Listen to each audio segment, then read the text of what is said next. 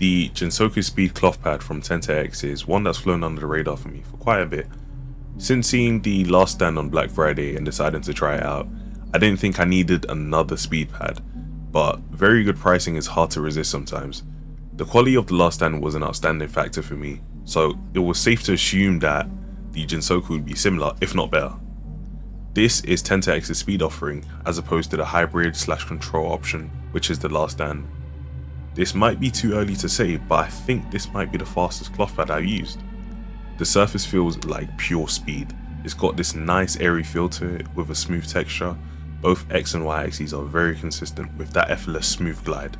On the site they advertise two sizes, a large which is 490 by 420 and an extra large which is 500 by 500. Right now the large is on sale, going for just £25, which is solid.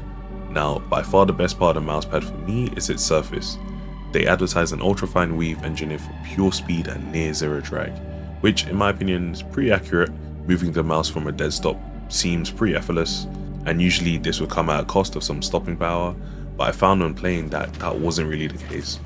I could make the stop without the mousepad feeling too slippery, like the Aero Chrome for example. Now another part of the mouse which is really solid is its base, which is made from polyurethane or PU, which basically made the mousepad immovable when pressing my wrist in or pressing my mouse in. Now this pad is tuned for pure speed, so I wanted some control benefits, so I went with the Ultra Glide control skates, which gave me a little more control in certain situations in game and created that nice balance when aiming.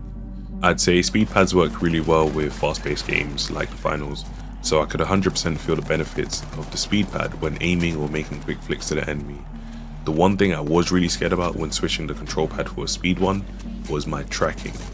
With more speed obviously comes less stopping power, but with the Jinsoku, funny enough, I was getting best of both worlds. My aim was pretty similar to my last stand control pad, but when I needed to make a quick snap or turn, I could.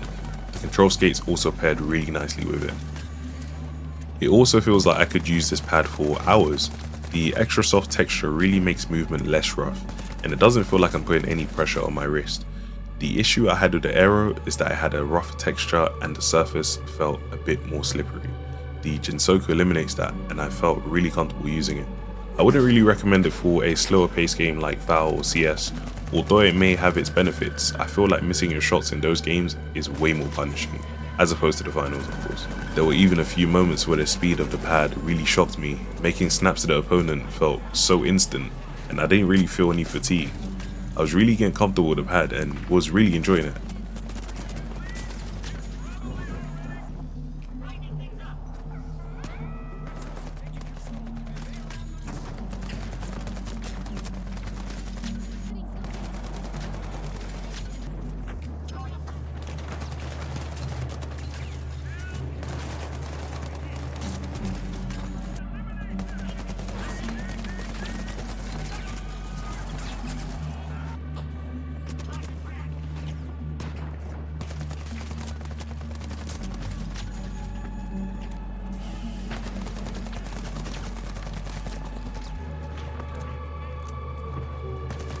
The biggest difference between both pads that I've used is that the Jinsoku feels more complete and more of an open speed pad with the performance as well as the comfort, whilst the Aero is all speed but at the cost of a softer surface and a smoother texture.